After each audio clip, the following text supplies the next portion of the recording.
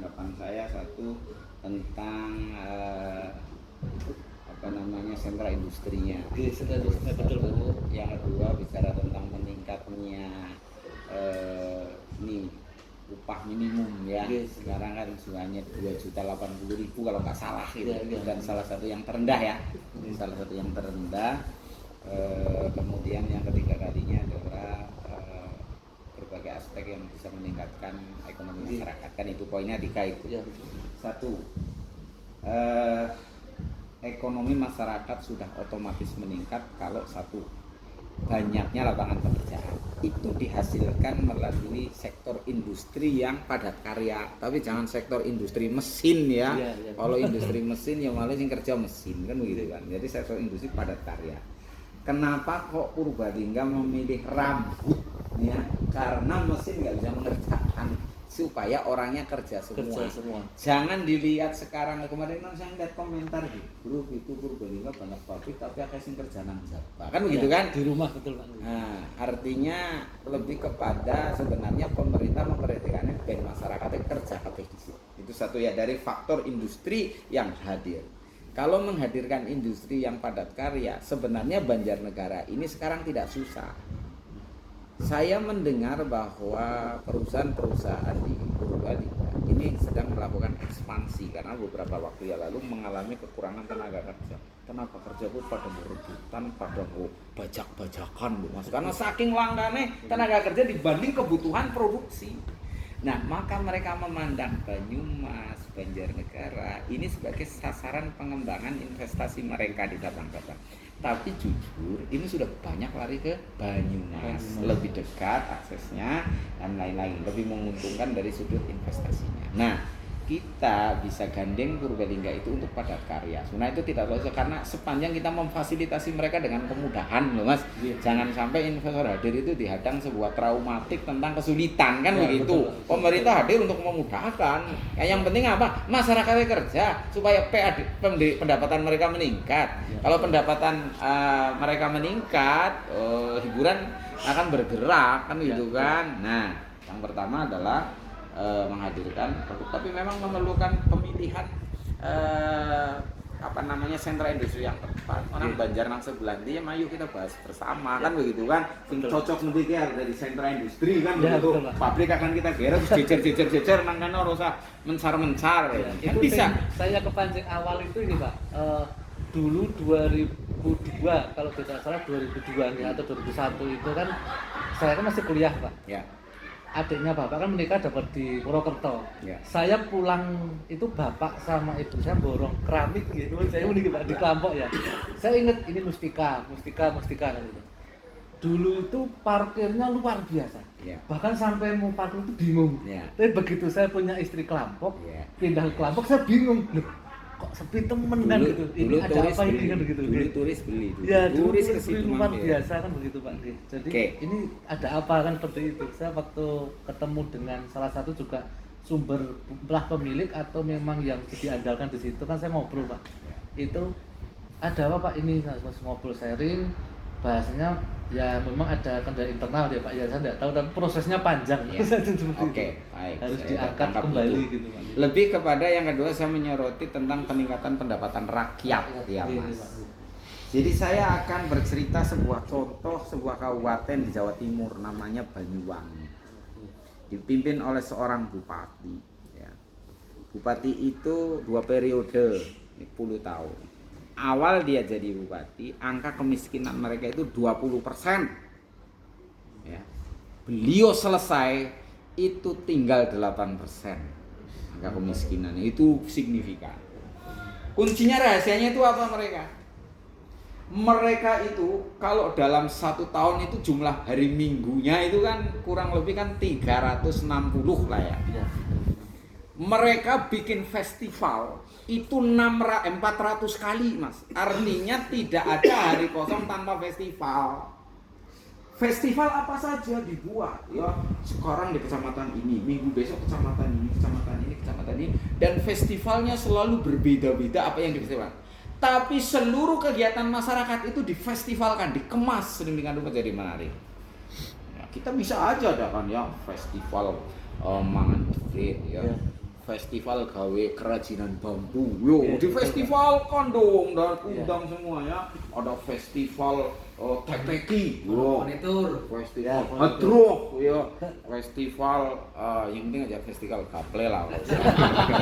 Jadi festival itu harus diperbanyak, Mas. Dengan adanya festival dikelola secara profesional, undang semua orang, ndak ada hari Minggu kosong. Akhirnya apa? Masyarakat ekonominya bergerak. Nah, ketika festival ini kok kita angkat menjadi festival nasional, saya mau cerita di kota-kota besar, kota-kota kedua di negara-negara tetangga kita lah ya. Itu kayak contoh Maya, saya melihat suatu festival di Chiang Mai. Chiang Mai itu wilayah Thailand Selatan. Itu ada sungai, nah namanya Sungai Serayu, Mas. Ya, ada sungai, ayolah lebih gede Sungai Serayu pokoknya. Tapi di sana ada namanya Festival Lilin, Mas. Singgo Festival Lilin. Judulnya, Mas, sepanjang kana tekan kilometer kana isine wong nyumet lilin kabeh nang pinggir kali. Kalau tidak dikemas profesional ora payu we, Mas. Tapi apa yang terjadi, Mas? Di Festival Lilin itu jaraknya kiloan dari sana, kanannya jalan raya dibendung. Pokoknya kuliner dari sini sampai sana ujung. Terus kemudian ditambah lagi yaitu kalau malam hari di semua titik itu ditunggu loncatan kembang api yang dahsyat. Nah, kemudian dibuat suasana nongkrong yang enak, tempat nongkrong enak. Yang terjadi itu apa, Mas? Dia bisa menyelenggarakan festival selama 1 bulan dan yang datang turis-turis dari Asia. Hanya sebuah lilin yang difestivalkan. Itu kan perlu kemasan. Apa akhirnya UMKM-nya hidup lagi ya. Dijalankan setengah bulan, Sungai Serayu ngana pinggir dalan sing siki pada dari suket kemudian pada dari kios kabeh. Ini suket tempat orang homestay turis kabeh, Mas. Nah, itu perlu akses internasional ya. Itu perlu kemampuan jaringan, marketing yang bagus gitu ya. Nah, maka dalam rangka meningkatkan itu kan satu industri ditingkatkan, yang kedua perbanyak kegiatan festival, yang ketiga kalinya perbanyakkan hiburan. Hiburan itu, Mas, Banjarnegara mendisi tau hiburan artis nasional teka anak ora nyontok takon ya Purbalingga ben wulan mesti anak, Purwokerto rong minggu mesti anak. Kenapa? Karena mereka ingin masyarakatnya bergerak.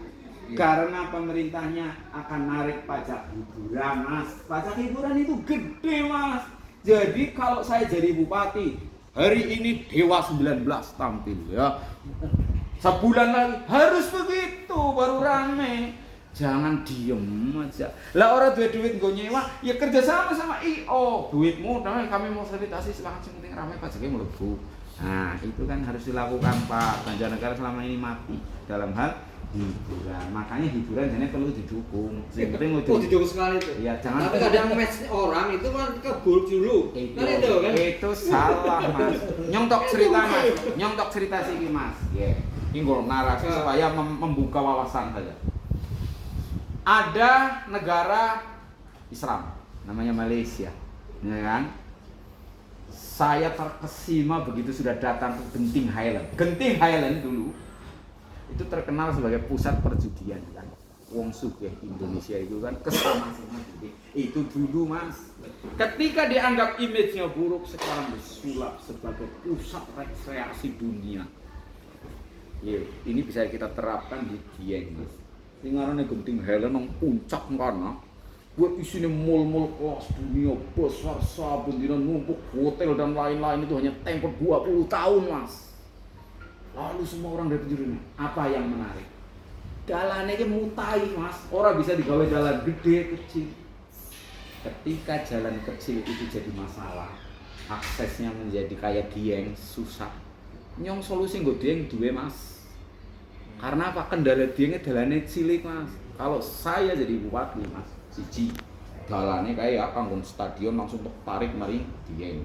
Mongko nanggung Dieng let sedesa ngendi sing ana ambal lah maksudnya parkiran apa dan lain-lain. Saya nggak usah mereka suruh naik bis, pakai gondola, Mas. Dari sini ke sana jadi wisatanya di atas gondola. Itu yang terjadi. Nggak ada orang naik ke atas pakai mobil sudah karena macet. Tapi jalur akses yang ke sana bisa dibikin besar. Gondolanya mau tahu berapa kilo di sana, orang terbang semua, engkat. pos 1 Dembi, ngkat, pos 1 Lubuk. Apa Pak yang namanya antri orang naik gondola itu kayak orang mau nonton sepak bola nang Senayan Mas, antrinya begitu banyak dan sekali naik itu 200.000 Mas, investasi setahun udah pulang semua itu sebenarnya kan masalah Dieng itu kan sisi jalannya silik, gitu kan. Nah, artinya solusinya gampang, terobos jalan gede yang Madukara ngalor, nang kana gawe terminal lambak ya. Dan orang ke Dieng ora usah numpak mobil, numpake nang udara, wong mabur kabeh. Gondola Mas, bentuk. Biaya negara nak karena gondola. Kan begitu tok. Wis solusi Mas, duitnya mah kecil Mas. APBD duwe banget kita bentuk BUMD khusus wisata yaitu pengelolaan Dieng. Nah, siapa kalau ada investor mengelola mau nggak setor ke Pemda 200 miliar setahun. Kalau mau silakan tak serahkan, saya nggak akan kelola sendiri. Gitu aja. Saya bangun nih jalan, kan gitu. Ya modali nih. Nah, modelnya kayak gitu Mas langkah besar.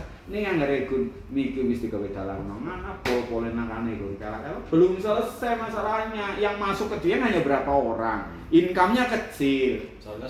Jalannya sempit. Makanya jalan sempit itu solusinya jangan dilewati. Kita terbang di atas jalan itu. Adalah gondola. Itu namanya pikir besar. Pemasukan di Dieng itu hanya dari retribusi. Berapa? Kalau itu 25 miliar setahun. Mas. Kita investasi bikin jalan toh. Anggaran infrastruktur setahun rampung itu Mas. Saya hitung. Di sana bikin terminal yang lebar. Jadi orang itu naik mobil itu hanya ke terminal lebar itu munggah Dieng ora tung dalan cilik, tapi langsung naik gondola lompat. Gondolanya beberapa alur. Kan gitu kanan kiri. Pelan di atas dia itu malah menikmati sekali di kanan di bawahnya. Ini semua kanan kiri udah begitu sana, nanti tinggal gondola turun, gantian lagi. Kalau saya mau meledakkan Dieng itu dan itu magnet internasional bisa. Genting Helen kalah. Genting Helen itu bukan apa-apa Mas. Maaf, ini tempatnya para dewa Yunani loh, orang Eropa. Nah, cuman ini kan baru bisa dilakukan oleh yang punya pikiran besar, benar nggak Mas? Kan gitu. Nah, itu akan meningkat lagi. Nah, berani kita belum ada jalan tol pun berani kalau khusus wisata loh. Ya, itu nanti rame Mas.